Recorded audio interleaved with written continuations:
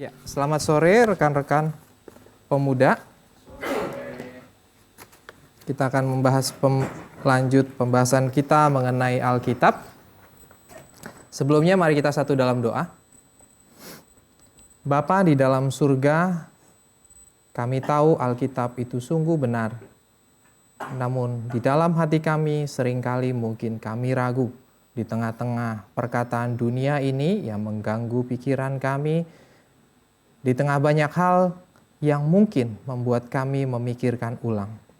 Tetapi kami percaya Allah yang memelihara firman, Allah juga yang telah memelihara di dalam hati kami.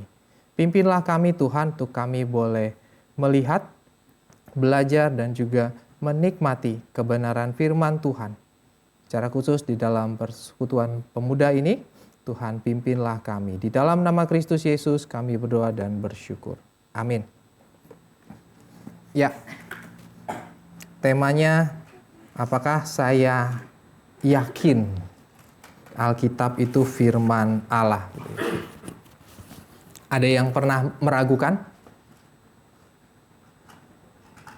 Yang enggak ada? Kayaknya imannya kuat banget gitu. Pertanyaan ini pertanyaan sepanjang abad gitu ya. Pernah nggak sih kita ragu terhadap Alkitab itu? Pernah ya? Ragu di dalam Alkitab atau isinya atau apanya gitu ya. Banyak kali keraguan itu muncul di dalam hati kita gitu ya.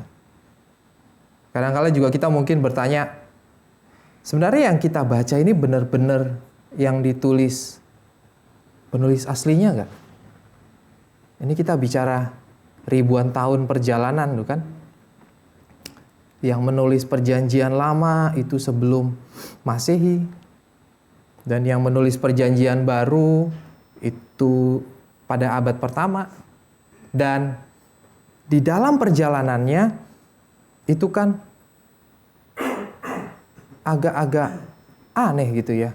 Sedangkan buku aja gitu, kalau kita belajar buku matematika gitu, itu penulisnya aja bisa merevisi berkali-kali. Sekian edition, 4 edition, dan seterusnya gitu ya. Bahwa perjalanan tulisan itu bisa sedemikian berubah. Bahkan yang paling sering yang kadang kita pakai di dalam ice breaking gitu, kita suka pakai bisik berantai, ya nggak? Ada berbaris orang pertama sampai orang ke-20.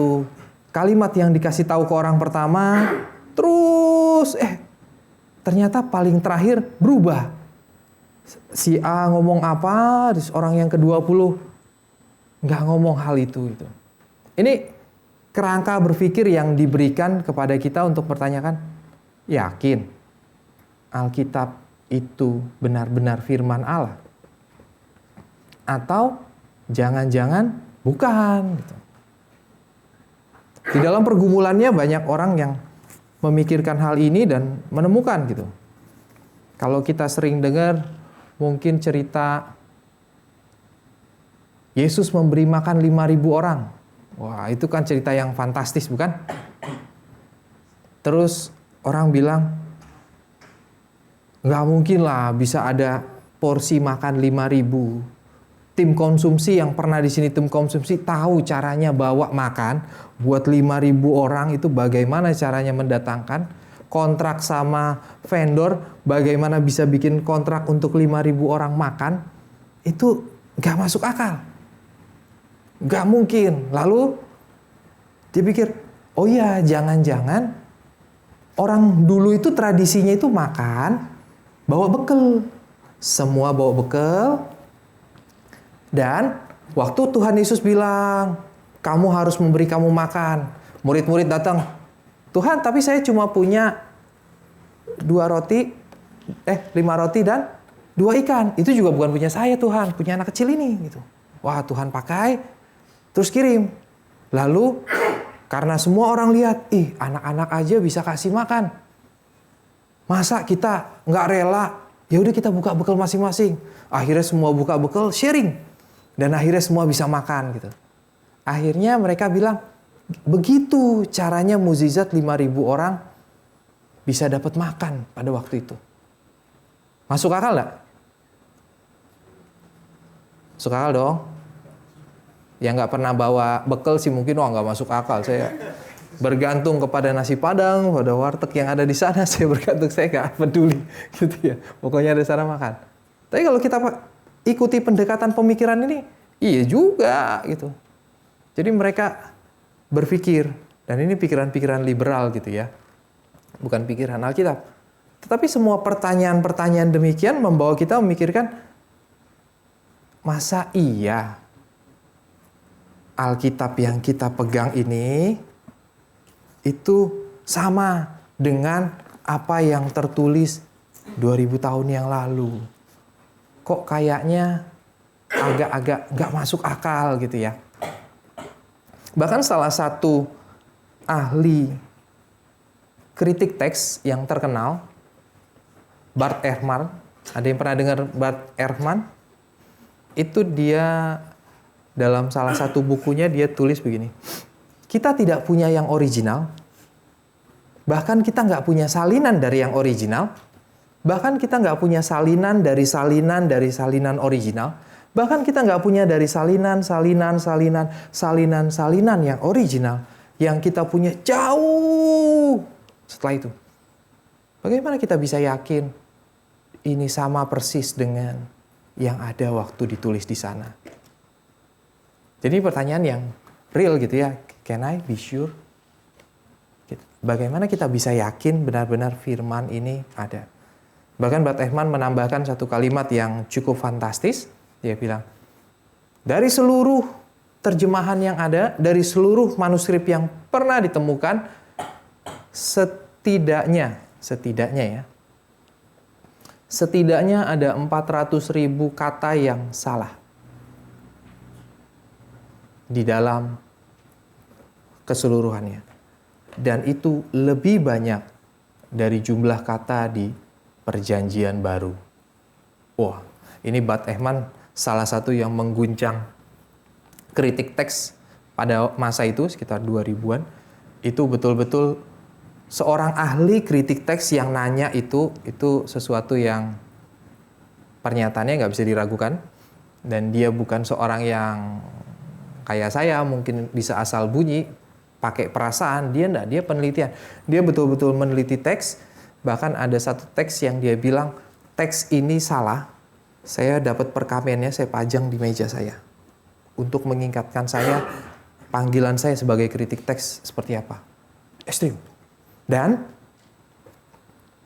pertanyaan itu terus masih sampai sekarang yang membuat kita ragu gitu.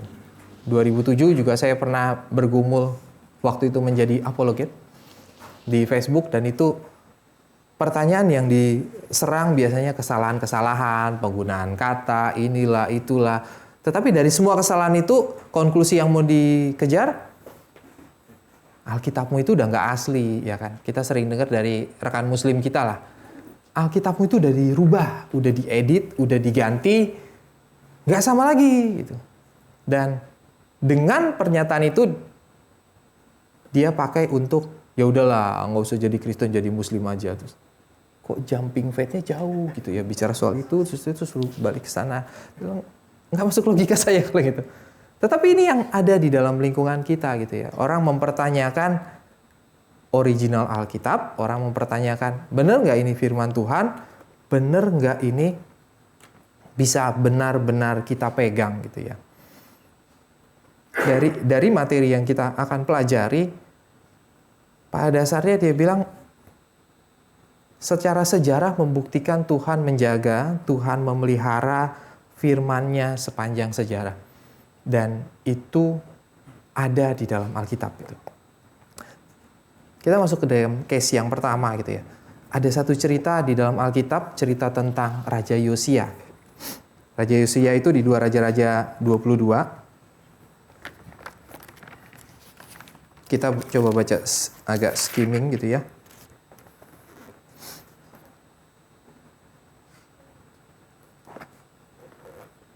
Ada yang menarik di sini gitu. Yosia berumur 8 tahun. Ada ya, 2 Raja-Raja. Yosia berumur 8 tahun pada waktu ia menjadi raja. Oh, ini jadi raja sangat muda sekali. Dan 31 tahun lamanya ia memerintah di Yerusalem. Nama ibunya Yedida binti Adaya, dan dari Boksat ia melakukan apa yang benar di mata Tuhan dan hidup sama seperti Daud, bapak leluhurnya, dan tidak menyimpang ke kanan atau ke kiri. Nah, ini dia sungguh-sungguh hidup. Dari umur 8 tahun itu sudah hidup takut akan Tuhan. Guru sekolah minggu di sini tahu bagaimana mendidik anak umur 8 tahun untuk setia sama Tuhan itu setengah mati ya. Ini Raja Yosia exception ini. 8 tahun dia mulai hidup sungguh-sungguh sebagai raja, dia udah setia dan tidak menyimpang ke kanan atau ke kiri gitu ya. Ini luar biasa perjalanan hidupnya Raja Yosia. Lalu setelah 18 tahun dia menjadi raja, berarti sekitar 24 tahun usianya, Raja Yosia menyuruh Safan bin Azalia bin Mesusalem, panitera itu, ke rumah Tuhan. Katanya, pergilah kepada imam besar Hilkia. Suruhlah ia menyerahkan seluruh uang untuk yang telah dibawa ke dalam rumah Tuhan, yang telah dikumpulkan dari pihak rakyat untuk penjaga-penjaga pintu. Baiklah itu diberikan ke mereka, kepada tangan pekerja untuk diangkat untuk mengawasi rumah Tuhan, supaya diberikan kepada tukang-tukang yang ada di rumah Tuhan untuk memperbaiki kerusakan. Dia lanjut terus. Dan dia suruh kasih supaya dipakai buat semua tukang-tukang. Ayat 7, jangan adakan perhitungan karena mereka ini orang yang jujur. Nah, ayat yang 8. 1, 2, 3. Kita baca 8, 9, 10, sampai kemudian sampai 11 ya. Dari 8, saya baca 8, saudara-saudara baca 9, kita baca lanjut sampai 11 ya. Berkatalah imam besar Hilkia kepada Safan panitera itu, telah kutemukan kitab Taurat itu di rumah Tuhan. Lalu Hilkia memberikan kitab itu kepada Safan dan Safan terus membacanya.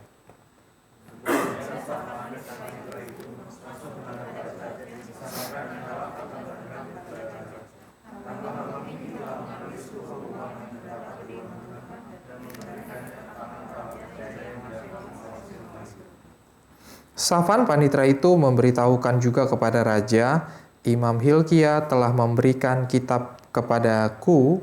Lalu Safan membacakannya di depan raja.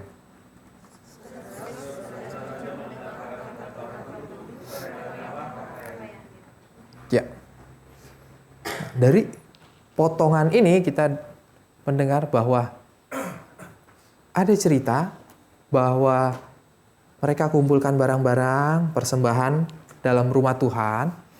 Lalu setelah kumpulkan semua barang-barang persembahan itu mau dipakai untuk bayar tukang-tukang untuk bisa memperbaiki rumah Tuhan. Tujuannya itu.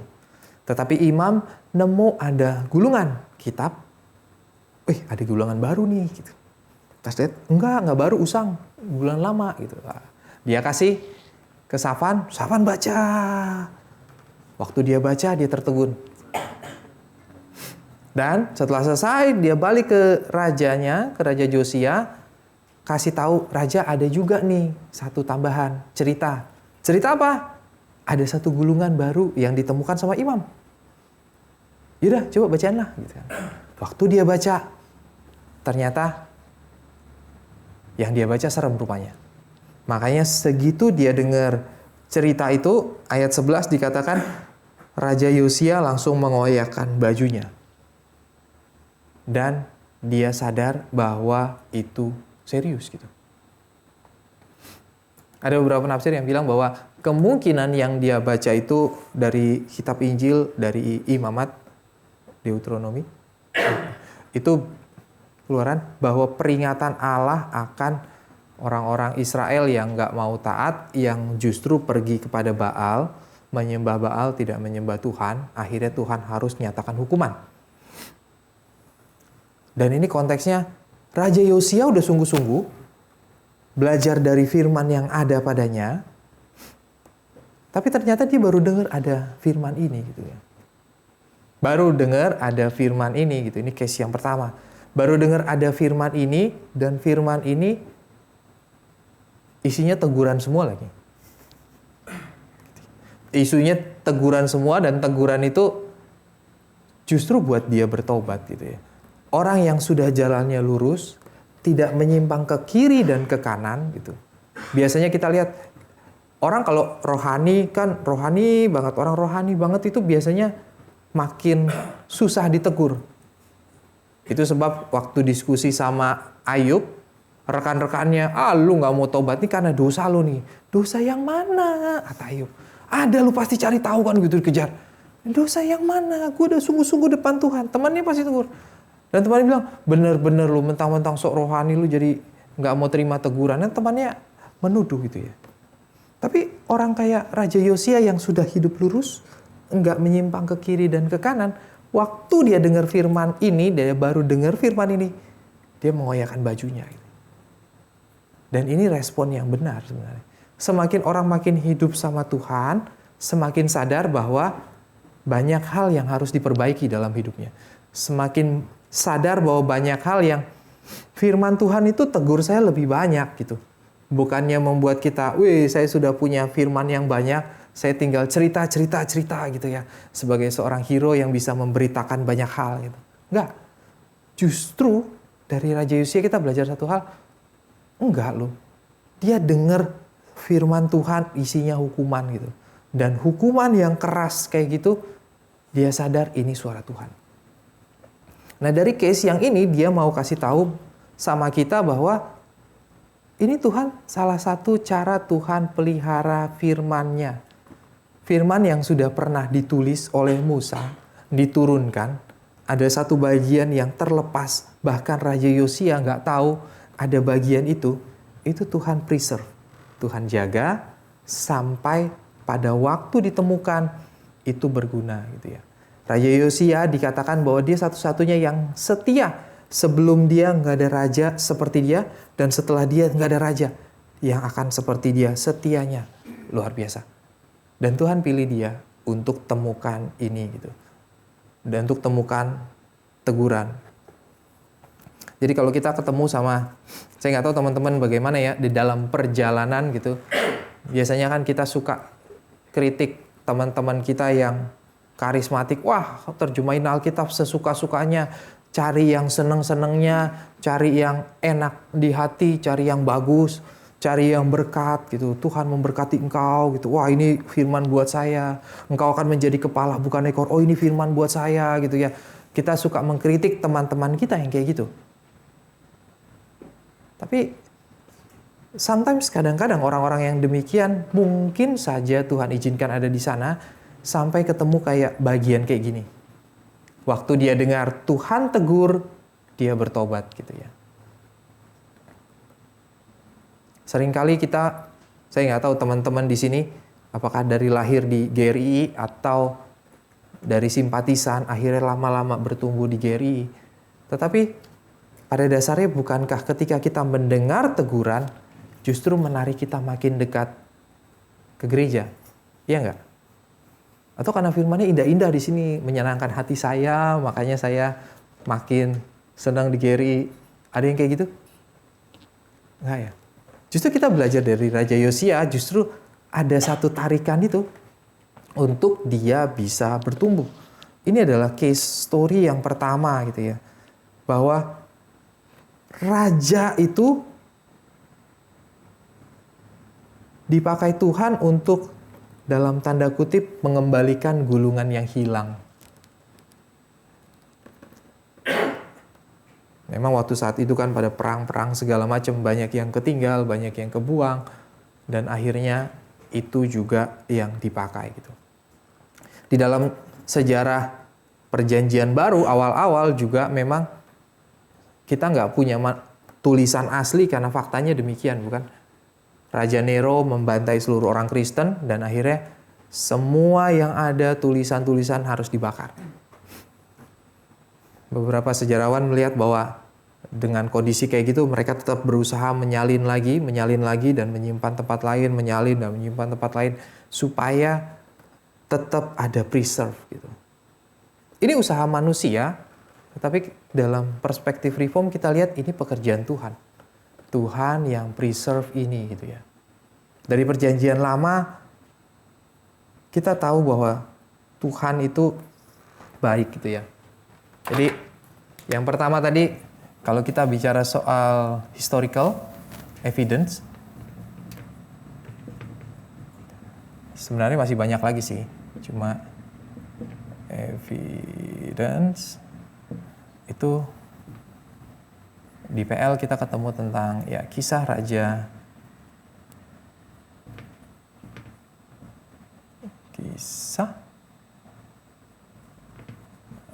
Josia. Ini yang Tuhan pakai luar biasa gitu ya. Kisah ini mengingatkan kita bagaimana Tuhan memelihara gitu. Bahkan di dalam perjanjian lama, sebelum itu perjanjian lama menjadi satu kanon, Tuhan masih jaga sampai itu di kanon.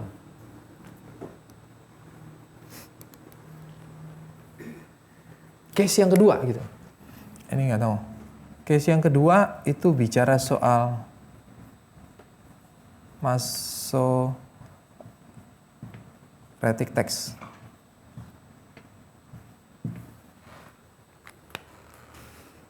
Masoretic text ini itu sekitar 600 sampai 1000 Masehi.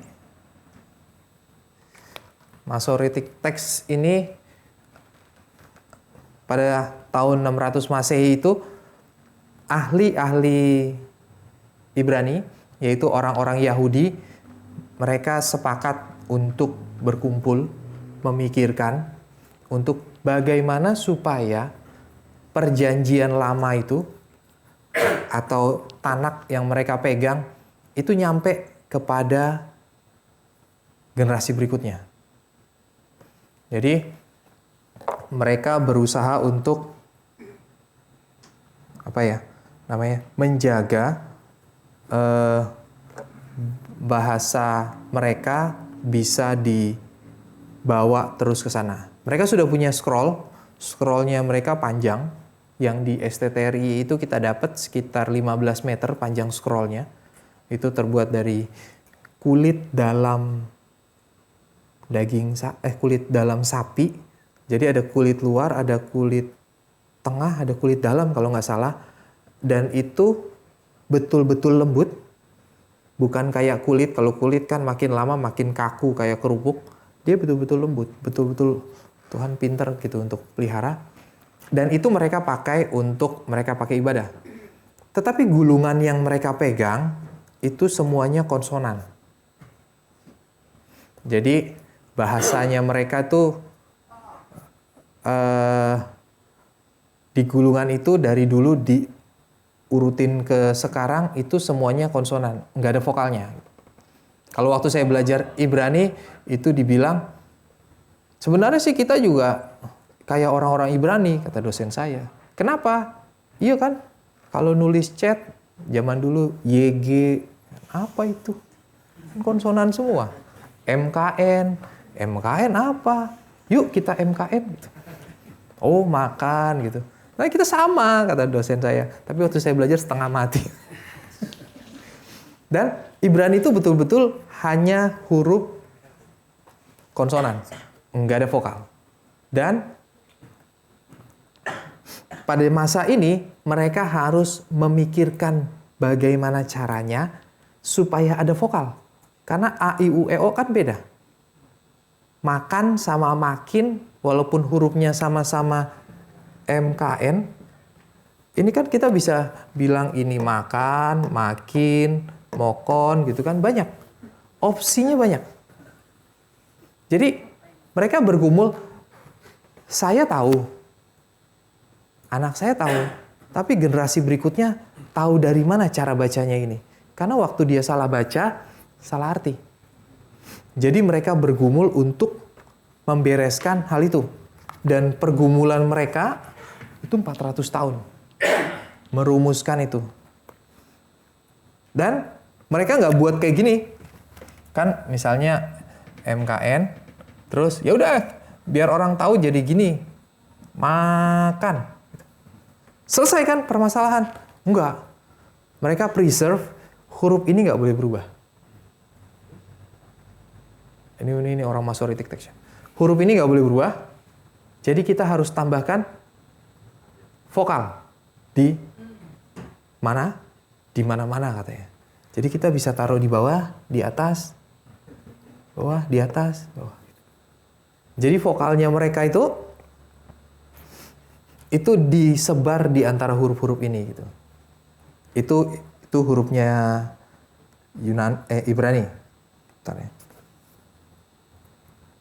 Saya nggak gitu hafal. Cuma Genesis 1 lah ya.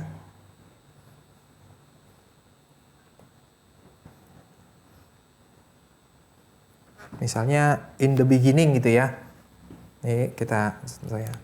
In the beginning itu hurufnya cuma B,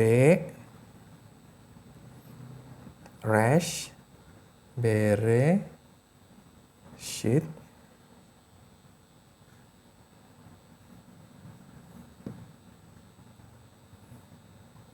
Yota, sama T. Ini huruf vokalnya. Waktu dia bilang, ini huruf B, ini R, Resh, ini Alef. Alef itu nggak bunyi. Ini S, S bisa SH, sh gitu. Ini T. Dan mereka bikin, oh ya sudah, B itu ini hurufnya B. Kalau ini jadi B, kalau nggak ada titik jadi V. B, Re, alfanya kosong, baru ini SY, Bere, Shit. Nah, gitu. Jadi mereka, si Masoretic text ini memikirkan in the beginning. Pada mulanya Allah menciptakan langit dan bumi. In the beginning.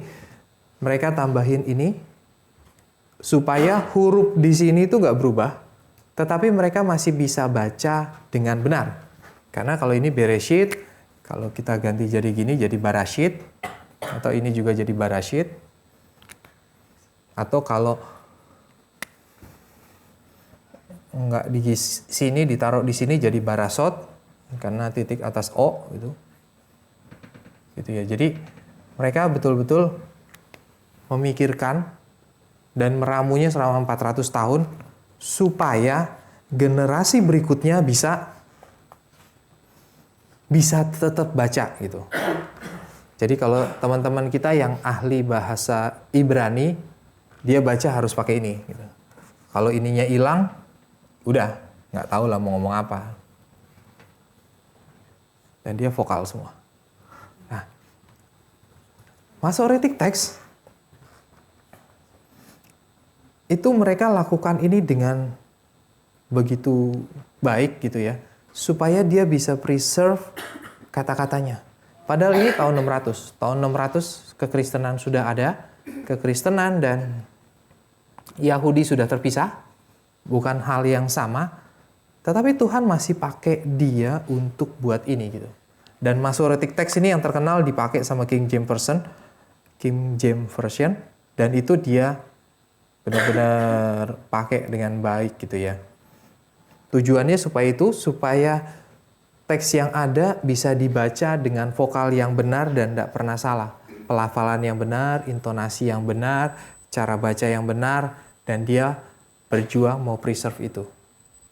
Tetapi dalam kerangka kita, ini cara Tuhan pelihara firman gitu ya. Kita percaya bahwa Masoretic text itu salah satu yang bagus, dan ada yang berikutnya, ada dua besar. Yang kedua itu Septuagint. Septuagint itu pada abad 2 sebelum Masehi.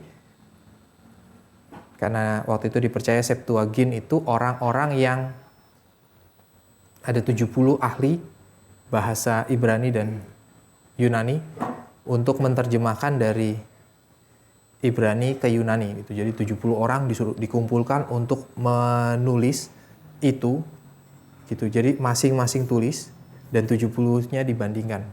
Seingat saya gitu. Dia bandingkan dan benar-benar persis sama. Karena orang-orang Ibrani itu betul-betul ketat. scrollnya mereka itu nggak boleh kotor, dalam artian kalau dia sudah tidak kudus lagi, itu dianggap kotor. Makanya kalau pernah lihat di IG atau di apa, mereka baca aja pakai alat tulis ya. Pernah lihat ya? Pakai alat tunjuk gitu waktu baca teks gitu. Dia pakai alat kayak sumpit gitu buat nunjuk baca.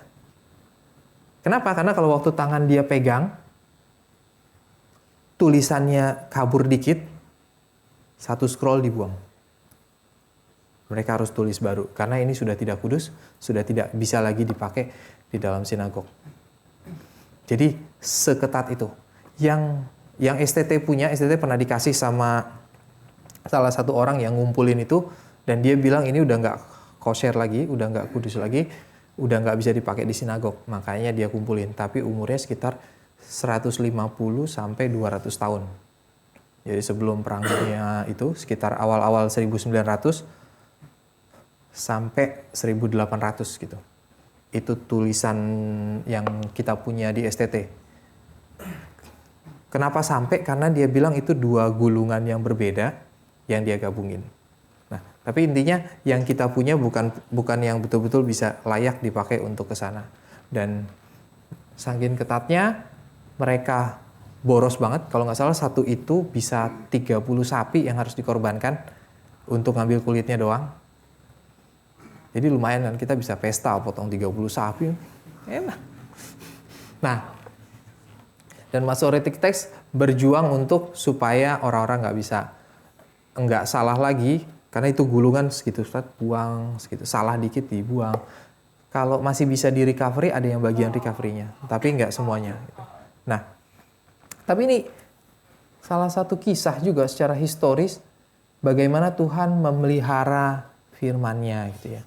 Bukan kita yang pelihara, walaupun Tuhan pakai orang-orang Yahudi gitu. Tetapi waktu kita akses ke dalam situ itu juga luar biasa gitu ya. Terus yang ketiga itu ya. Yang ketiga itu masa reformasi. Masa reformasi. Formasi. Itu ada tokoh John Wycliffe. John Wycliffe itu pada tahun 1300-an dia yang pertama kali bilang orang-orang harus punya akses ke dalam Alkitab. Orang nggak boleh nggak punya akses ke dalam Alkitab. Karena di dalam budaya Katolik yang pegang Alkitab cuma imam-imam besar. Dan itu cuma dibacakan di dalam pertemuan-pertemuan aja. Jadi mereka nggak bisa baca sendiri seperti kita punya ini sekarang. Itu kalau kita masih ada di zaman sebelum reformasi, kita nggak akan punya akses ke sana. Mereka yang punya ahli-ahli aja. Dan Wycliffe bilang nggak bisa. Justru semua orang harus punya akses. Dengan perkembangan teknologi yang makin baik, harusnya semua orang punya akses. Tetapi waktu itu bahasa Alkitab yang dipakai resmi di Romawi itu bahasa Latin. Makanya kemarin waktu pengukuhan itu baru Paus yang baru kan, walaupun dia orang Amerika kan bahasa Latinnya lancar ya. Karena itu standarnya mereka. Pakai bahasa Latin dan Alkitab mereka Alkitab dalam bahasa Latin. Jadi mereka yang baca, mereka yang jelasin artinya. Ini tipikal di dalam zaman medieval tuh akan begitu tuh. Mereka yang baca, mereka kasih tahu artinya. Wycliffe bilang nggak bisa kayak gini. Ini harus semua orang punya akses supaya orang belajar. Jadi John Wycliffe berusaha mentranslate dari itu ke dalam bahasa Inggris. Dari bahasa Latin Vulgata ke dalam bahasa Inggris. Nah, John Wycliffe mati-matian perjuangin itu. Tetapi ironisnya John Wycliffe justru setelah dia mati, dia dituduh heretik. Setelah 40 tahun setelahnya dia dituduh heretik. Karena dituduh heretik, dia bukan orang Kristen asli. Kuburannya digali, sisanya dibakar, dibuang ke sungai. Bahwa ini bukan orang Kristen, dia buang gitu. Itu saking kerasnya. Yang melanjutkan kemudian ada John Hus. John Hus juga demikian, waktu dia perjuangkan tentang otoritas Alkitab, dia bilang, Alkitab itu otoritas yang paling mutlak, dia melebihi dari gereja. Wah, gereja marah-marah, akhirnya dia dibakar hidup-hidup. William Tyndale juga berjuang waktu itu, dan William Tyndale yang menerjemahkan ke dalam bahasa Inggris dari bahasa Yunani. Dari bahasa Yunani itu William Tyndale. William Tyndale cukup banyak terjemahannya, cukup banyak buku-bukunya, dan sampai sekarang dan baik William Tyndale ya perkembangannya. Nah yang keempat itu Martin Luther, seperti yang kita tahu. Martin Luther juga menerjemahkan Alkitab, tapi dia nggak mau menerjemahkan dari Latin. Latin Vulgata, dia bilang Latin Vulgata itu banyak salahnya. Karena nggak sesuai dengan bahasa aslinya waktu Greek, itu banyak terjemahan yang salah. Dan terjemahan yang salah itu membawa orang kepada teologi yang salah, dan teologi yang salah, resepsinya salah, sehingga sikapnya jadi salah. Banyak yang menjadi landasan-landasan Roma Katolik saat itu yang dia bilang diambil dari Vulgata. Waktu diambil dari Greek, itu tidak demikian. Nah, Martin Luther terjemahkan Alkitab dari Greek, dia terjemahan ke dalam bahasa Jerman. Jermannya kira-kira Jerman apa? Ada yang tahu nggak? Nah, ya. Orang bilang itu Jerman umum atau bahasa sehari-hari. Jadi di kalangan scholar ada bahasa yang tinggi, Yunani juga ada, Yunani yang tinggi sama Yunani yang di bawah. Yunani kita kan Yunani koine, Yunani yang bahasa sehari-hari, bukan Yunani yang dipakai filsafat Aristoteles.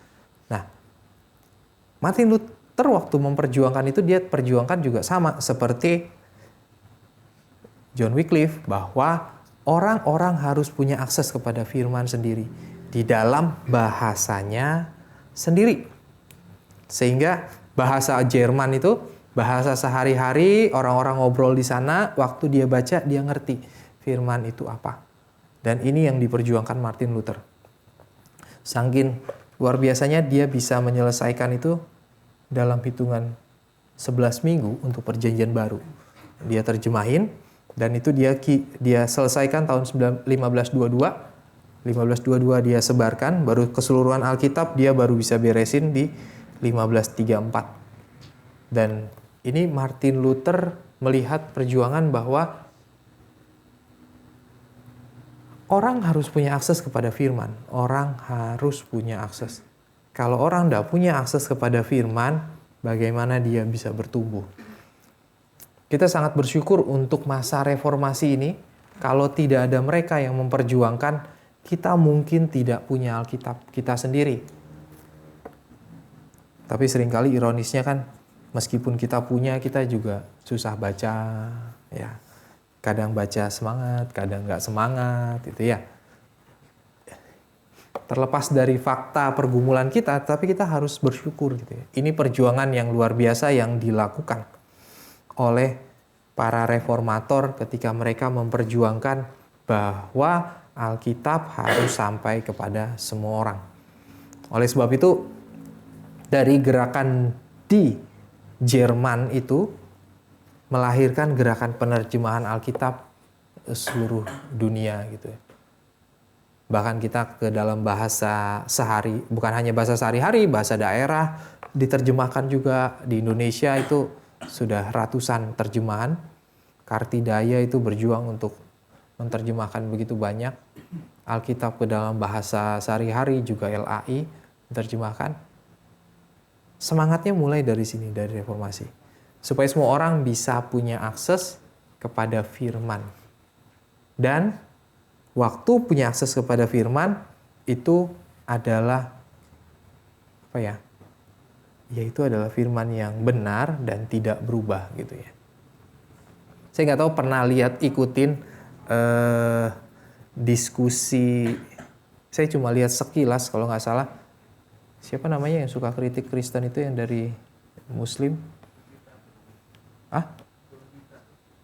Ya, Don Ditan. Salah satu dari Don Ditan, dia mengkritisi TB2. Sekilas dia baca TB1 sama TB2, saya lupa ayatnya mana, dengan alasan itu dia bilang, tuh kan orang Kristen rubah ayatnya sendiri nih gitu.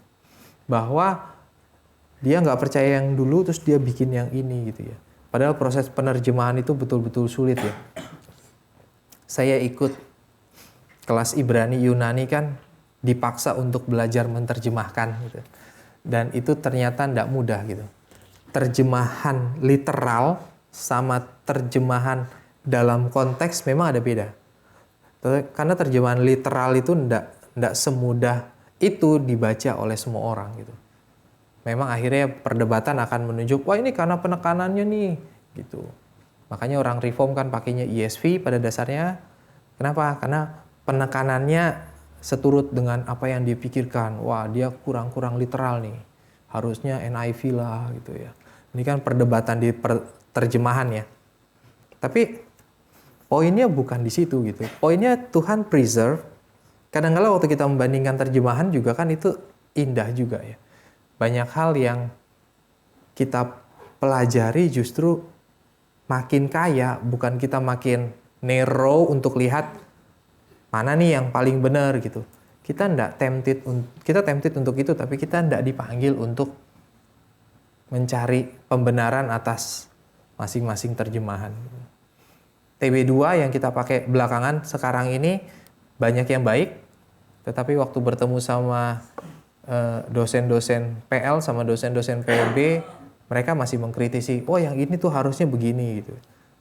Tetap masih ada ruang untuk improvement gitu di depan gitu.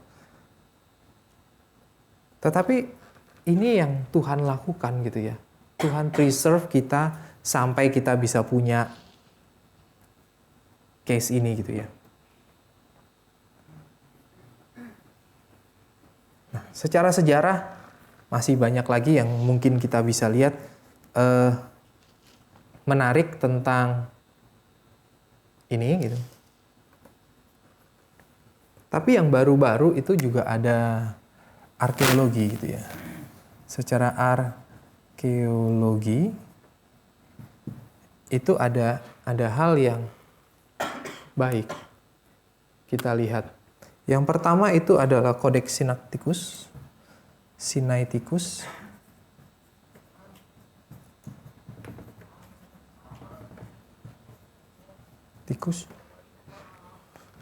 Ini salah satu yang baik ditemukan gitu ya. Itu di Codex Sinaiticus itu ditemukan 1844. Tischendorf itu lagi jalan ke Timur Tengah, dia lagi pengunjungan Timur Tengah, terus dia mengunjungi salah satu biara di sana, Saint Catherine di dekat Gunung Sinai. Dia lagi jalan ke belakang, terus dia lihat ada setumpukan keranjang. Keranjangnya itu udah kayak perkamen isinya, dia lihat. Tapi waktu dia lihat, orang-orang biarawan di sana ambil selembar buat bakar, nyalain kayu untuk masak. Dia deketin, ini tulisan apa gitu, dia cari, dia lihat, diperhatiin. Loh, kok kayak tulisan Ibrani gitu dia baca. Dan waktu itu si biarawan lihat, wah ini kayaknya punya interesting. Dia bilang, Pak, kita udah habis 2 bungkus, 2 keranjang yang kita bakar. Masih ada sih di atas 2 keranjang lagi. Dia shock. Dan akhirnya dia datang ke sana untuk lihat itu. Ternyata itu barang-barang terjemahan salinan yang dia pakai gitu. Nah, waktu ke sana dia tertarik sama kodek itu. Dia minta, boleh nggak saya minta ininya? Dia nggak kasih. Dia kasih salinannya. Nih lu kalau mau salinannya aja. Dia kasih salinannya. Dia sampai beberapa kali, sampai kali ketiga dia minta untuk bisa diambil barang itu yang aslinya diambil, Codex Sinaiticus itu, mereka nggak kasih. Sampai sekarang kalau nggak salah masih di Sinai sana, mereka nggak kasih. Dan dia cuma kasih kopinya lagi, ini gue kasih kopi. Terakhir akhirnya di lobby, boleh nggak pinjem? Gitu. Kalau beli nggak sanggup pinjem lah ya, kalau pinjem pasti balik. Akhirnya dia luluh, dikasih pinjem. Nah setelah dia pinjam, kodek itu dia temukan bahwa ketika mereka cari ini pakai karbon, dia ketemukan ini kemungkinan sekitar 300 Masehi tulisannya. Kodeknya itu ditulis sekitar tahun 300 Masehi. Untuk Perjanjian Lama itu sekitar abad pertama, sekitar tahun 100 itu sudah kanon. Sedangkan kanon PB kan pada abad keempat baru finish kanon, tetapi tulisannya memang dari abad pertama. Nah, Kodeks Sinaiticus ini yang dia pakai untuk apa? Untuk ngecek bahwa dari usianya yang 350 itu, dari usia yang 350 Masehi ini, mereka cek kesesuaiannya sama Masoretic Text. Dia mau bandingin, sesuai nggak? Ini tahun 350, ini mulai dari tahun 600 ditulis, bahkan yang tahun 600 kemungkinan nggak ada. Mereka cenderung para ahli lihat paling lama lah, dia ambil yang paling terakhir di tahun 1000 gitu. Jadi di dalam rentan sekian ini, apakah Masoretic Text ini sama Codex Sinaiticus itu sama? Dan amazingnya secara arkeologi sama. Dan itu yang membuat kita amazed gitu ya. Kalau kita balik lagi ke cerita yang awal, wah kan ini bisik berantai itu pasti belakangnya salah gitu ya. Tetapi Tuhan bisa preserve gitu. Ada orang-orang yang pegang Codex Sinaiticus ini, lalu dia terjemahkan. Dan juga ada orang yang mulai pakai Masoretic Text dari tahun 600 sampai tahun 1000. Ketika dibandingkan dua ini, sama. Sehingga ini menjadi salah satu manuskrip yang dipercaya punya kuasa gitu. Jadi kalau orang mengkritik kekristenan, orang Kristen kan Masoretic Text-nya tahun 1000, mana bisa dikatakan itu terjemahan yang salinan yang benar-benar bisa dipertanggungjawabkan. Justru arkeologi ini, Codex Sinaiticus ini yang tahun 1844 pertama kali ditemukan, justru membuktikan bahwa Tuhan pelihara begitu luar biasa gitu ya. Indahnya firman yang kita pegang saat ini gitu, bisa dijamin sedemikian rupa bahwa tidak ada perubahan. Ini ahli-ahli kalau mau coba boleh bandingin sih, tapi hurufnya tadi kayak gitu-gitu tuh, bacanya setengah mati. Bacanya nggak sanggup.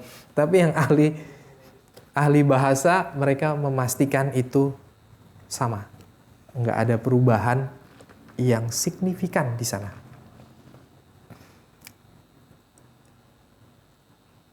Lalu case yang baru terakhir, paling tidak setelah Perang Dunia Kedua ya, itu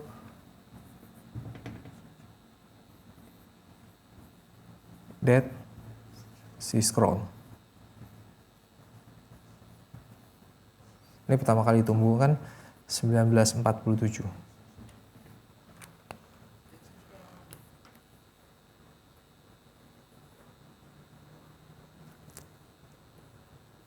Mirip-mirip ceritanya sama ini gitu ya. Kalau Dead Sea Scroll itu cerita tentang anak-anak umur 15 tahun yang biasa jalan-jalan, main-main di sekitar Dead Sea Scroll. Dia lagi pengen berburu kambing liar. Lagi nyari, terus dia ketemu tebing, dia jalan ke tebing-tebing dekat situ, lalu dia lihat kok ada kayak goa-goa gitu kan. Cuma kalau lihat goa nggak tahu kan, oh ini goa siapa? Dia ambil batu, lempar, nggak ada yang teriak, berarti nggak ada orang. Dia betul-betul simply mau cari tahu. Tapi karena ngelihat goa, namanya anak-anak ya kan, nggak cuma kita lah, kita mungkin sering nonton film sering nonton film perburuan harta kan, segitu ketemu goa, wah jangan-jangan ada harta. Bukan karena faktor nonton film, emang faktor anak-anak. Ya, jadi mereka lihat kayaknya mungkin ada harta karun, lumayan nih bisa kaya mendadak kita. Diajak temannya masuk ke sana. Waktu dia masuk ke sana, itu goanya gelap. Saya lupa ada berapa goa di sana. Yang ditemukan anak-anak satu goa. Habis itu nanti ada belasan kalau nggak salah. Akhirnya dibuka. Waktu dia masuk ke dalam satu goa, dia ketemu tembikar. Tembikar gede. Ya anak umur 15 tahun ya kan. Umur 15 tahun. Segini lah ya. Terus ketemu tembikar gede. Dari tanah liat. Dia pikir-pikir, wah mumi nih gitu. Ya mungkin dia pikir, wah kalau mumi jual mumi lumayan. Pasti dapat duit ya kan. Walaupun bukan muminya Mesir, raja-raja, mungkin ajudan raja. Mereka dengan semangat. Tembikarnya dia buka, ya ternyata dia lihat gulungan. Ya gulungan apa ini? Gak laku. Tapi dia mau coba jual tetap. Ya lumayan lah buat beli es cendol mungkin kayak gitu kali ya untuk zaman dia. Dia tetap bawa itu buat coba jual. Untuk ya nggak apa-apa lah. Yang penting nemu jadi duit kan nggak usaha. Cuma nemu.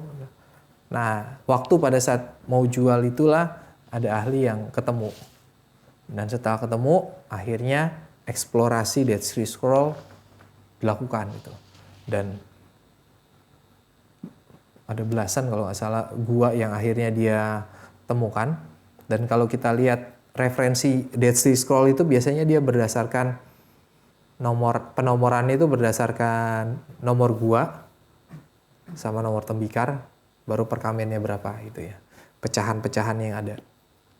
Dan yang amazing dalam Dead Sea Scroll ini itu datingnya kalau nggak salah 100 tahun sebelum Masehi. Buku perjanjian lama, scroll yang ada di sana 100 tahun sebelum Masehi. Dan waktu mereka temukan itu, mereka lakukan lagi perbandingan.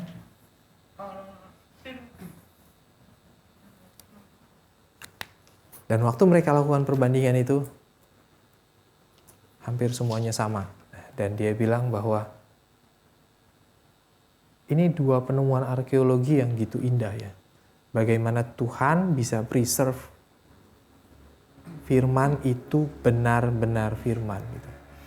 Alkitab yang kita pegang apakah benar-benar firman Tuhan gitu? Apakah ini sama dengan aslinya? Ya kita bisa lakukan, katakan ini sama dengan aslinya.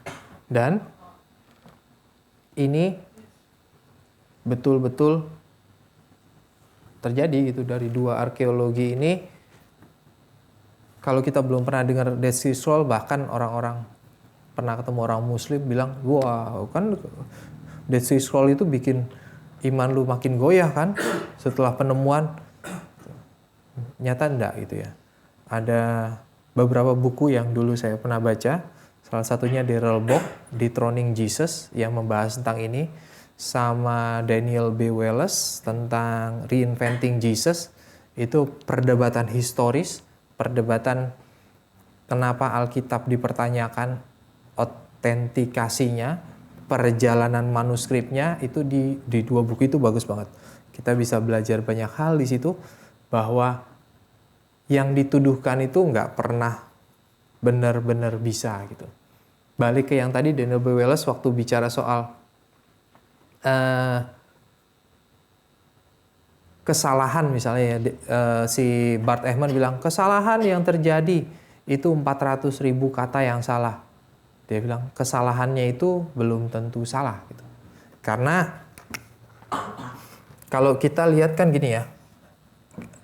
Misalnya ya, saya makan nasi. Ini normal kalimatnya ya. Nasi makan saya. Artinya beda atau sama?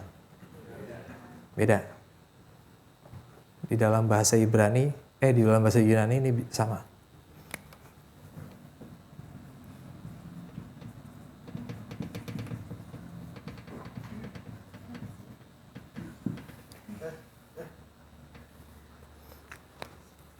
Bahasa Yunani, struktur ini dia nggak pengaruh.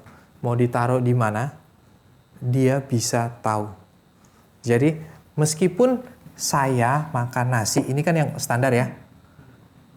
Sayanya ditaruh di belakang, orang tahu itu subjek. Kalau kita belajar Yunani. Atau saya taruh di tengah, orang tahu itu subjek. Yunani gitu. Jadi kalau ini ya kita bikin varian, kalau ini dibilang salah, dia bilang enggak, karena dia enggak merubah esensi artinya. Kalau Daniel B. Wallace bilang, sering kali yang disebut banyak kesalahan itu ya varian-varian yang demikian. Jadi tidak betul-betul merubah. Kalau penasaran nanti ikut ke STT, daftar, ya. Ada formnya, isi, nanti bisa belajar sama-sama gitu. Tetapi Yunani demikian. Dan yang menariknya, saya pertama kali belajar Yunani pertama kali, Bu, bagaimana bisa demikian, Bu? Kan nggak masuk logika. Dibilang, bisa, itu orang Yunani. Jangan ditanya, bisa. Dan artinya tetap sama gitu. Nah, cuma justru dengan kata ini, kalau kita belajar dari bahasa Yunani, dia cenderung taruh yang di depan itu yang ditekankan. Misalnya, karena begitu besar kasih Allah akan dunia ini, sehingga ia mengaruniakan anaknya. Dan di bahasa aslinya, itu penekanannya justru yang ditaruh di depan itu bukan, bahasa Inggris ya, bahasa Inggris kan for God so loved the world. Di dalam bahasa Yunaninya itu dia taruh di depan love-nya. Dia mau tekankan itu. Walaupun secara strukturnya berubah-ubah, kayak gini-gini kita nggak bisa baca, tetapi waktu dia taruh di depan, itu menjadi penekanan. Bahwa ini. Makanya kalau ke Indonesia, kita dengar orang bilang, karena begitu besar kasih Allah. Itu tujuannya untuk mengambil penekanan ini. Karena secara urutan dia taruh di depan untuk menekankan. Tetapi bukan berarti merubah arti. Gitu. Jadi seringkali dipakainya kayak gitu. Coba ya, saya baca Yohanes 6, 3, 16. Ya, agepesen itu ditaruh di depan. Hotos gar, agepesen.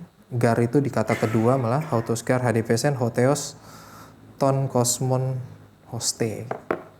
Jadi dia penekankan tentang kasih di depan.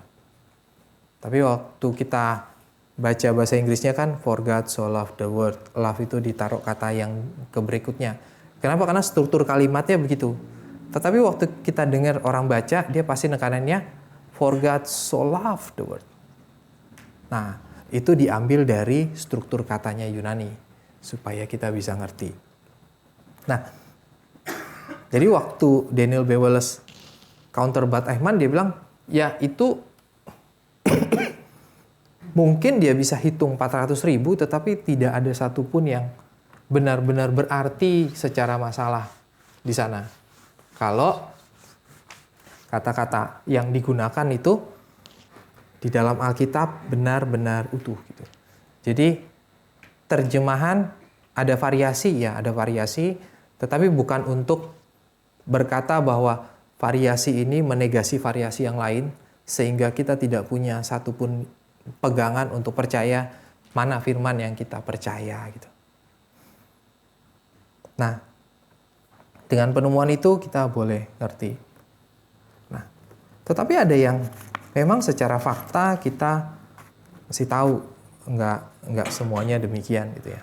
Contohnya Markus 16 ada yang tahu?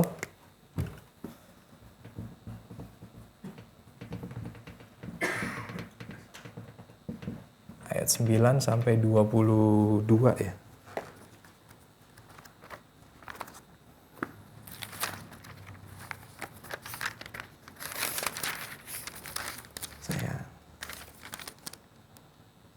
Sampai 20 ya. Terus juga Yohanes. Ini Yohanes 8 ayat 1.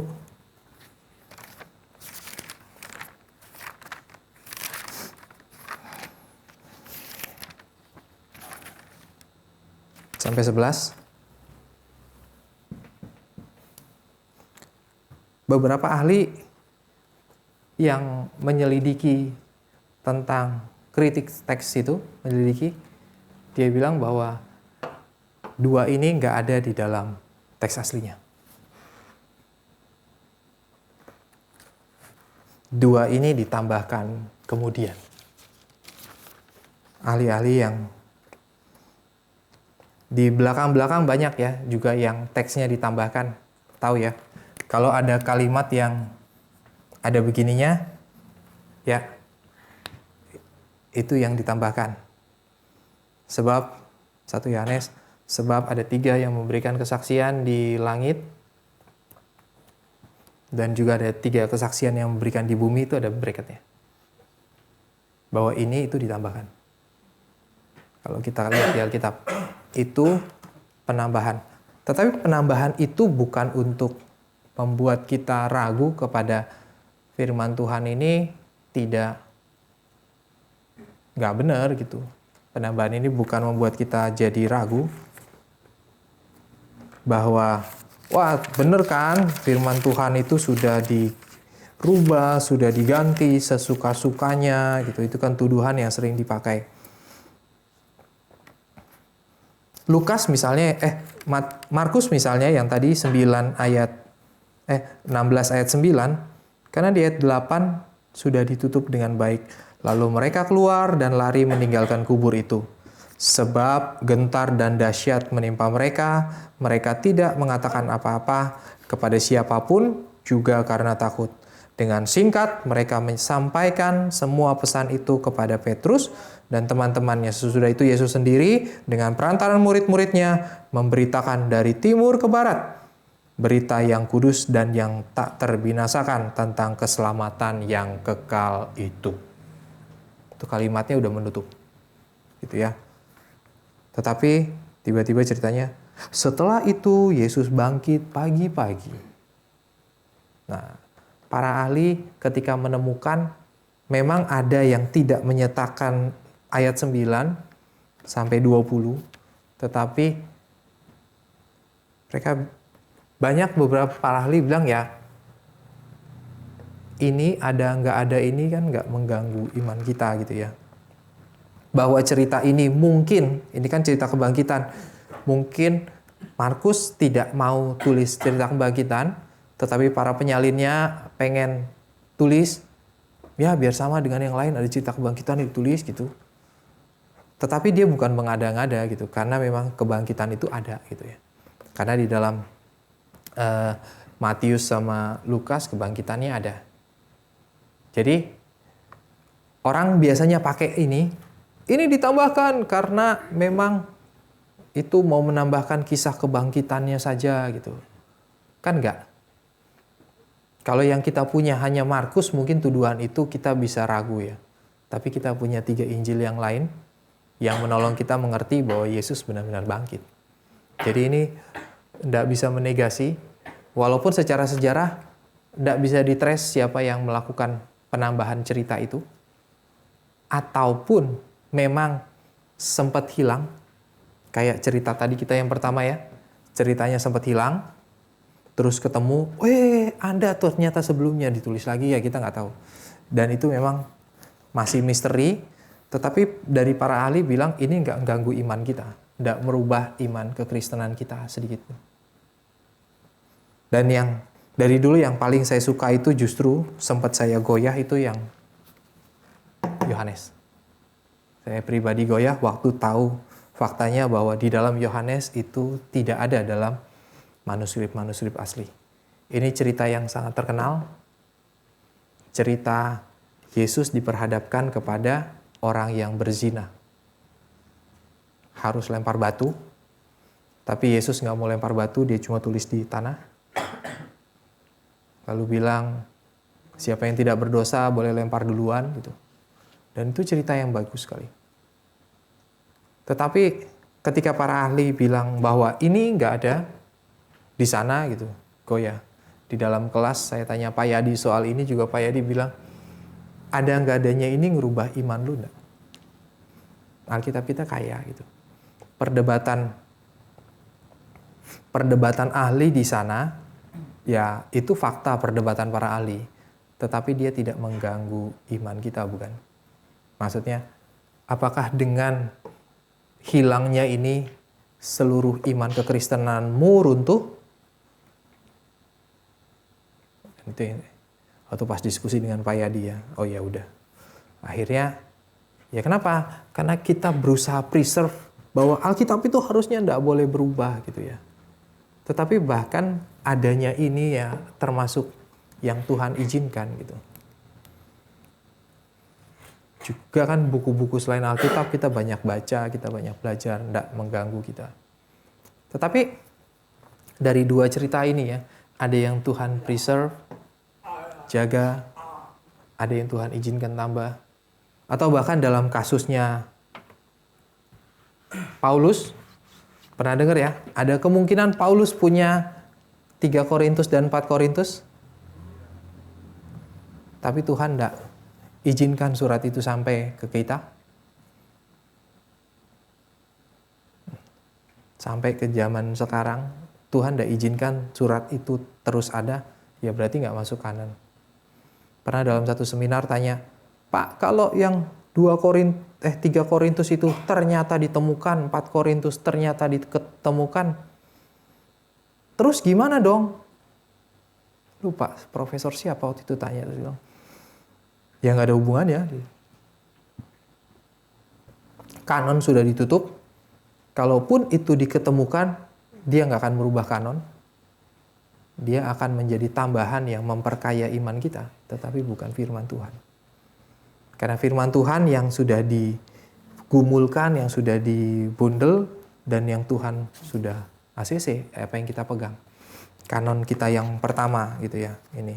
Walaupun ada Katolik pakai Deuterokanotika, Kanotika kedua, tapi yang kita pegang kan yang pertama, Protokanotika, yang 66 kitab. Bahwa ini adalah firman Allah.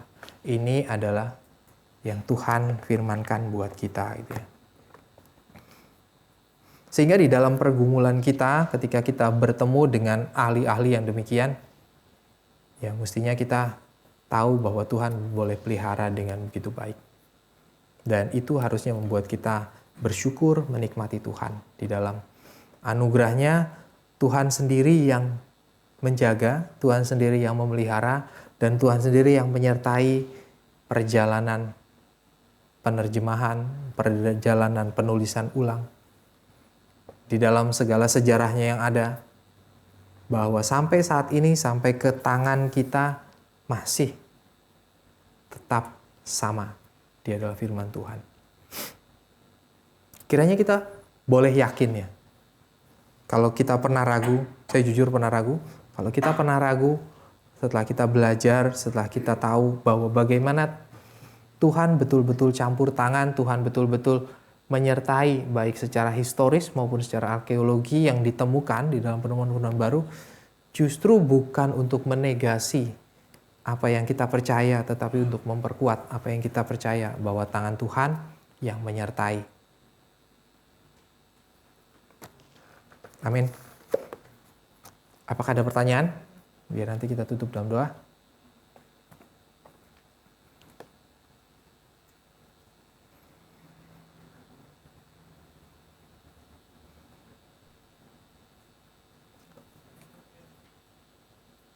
Gak ada ya? Ya, semoga nggak. Semoga nggak makin goyah imannya ya. Saya tanya.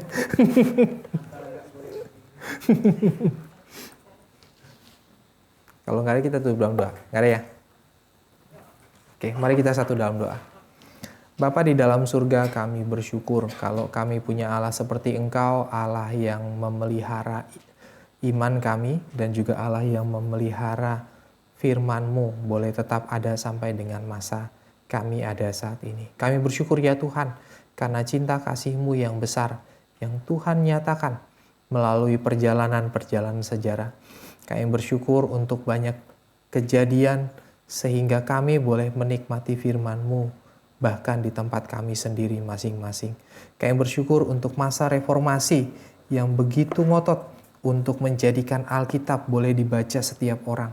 sehingga pertumbuhan iman pasca reformasi begitu baik. Kami bersyukur Tuhan untuk anugerah demi anugerah yang boleh kami lihat di dalam perjalanan sejarah yang demikian rupa. Kiranya Tuhan boleh hadirkan di dalam hati kami bukan hanya rasa syukur, tetapi rasa ingin tahu kebenaran firman Tuhan, rasa ingin terus belajar, rasa ingin terus membaca firman-Mu, sebab ini Engkau yang tulis sendiri melalui tangan para penulis.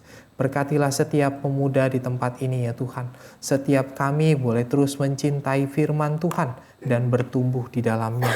Setiap kami boleh semakin yakin bahwa bukan karena manusia yang memelihara firman, tetapi karena Allah sendirilah yang memeliharanya, sehingga kami boleh menikmatinya.